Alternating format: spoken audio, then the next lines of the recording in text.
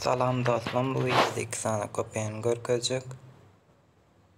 Bilýäniň şonuň üçin adyna ýazaryn adyny, atlaryny. Bu video bilmeýänleriňiz üçin aşagda kommentariýa ýazmaň. Aý bilýärdik zat diýip boş kommentariýa ýazmaň. Birinjisi hotspot, ikincisi MimoVPN. Suratlary videoda bar. İşletişim dowamyna bar video. İşletip görelim. Birinjisi hotspot.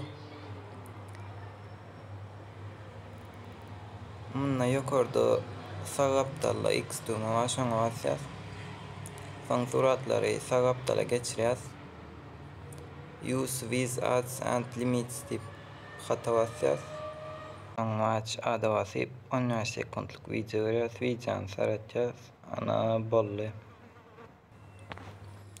Go işle YouTube, go işletdi.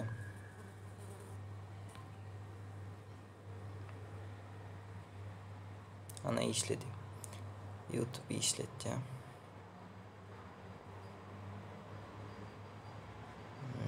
Ana işledi.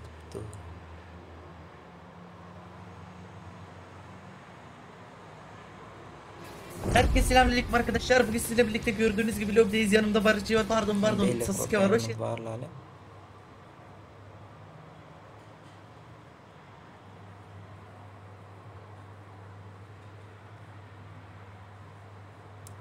Bunlar yurdundan en az pinklisine basýas. Olam Japonya, Tokyo. Continue bassam bir 5-6 sekund işleýär. Bunda da TikTok var lan, bulam TikTok'u işletdi. Ana görüşmek. Hayatımı bu işe sorguluyor. İleride çok büyük bir zengin olacağım. Pardon, olmadı. İleride büyük bir zengin olacağım. İleride çok güzel arabalarım olacak. Ben malım.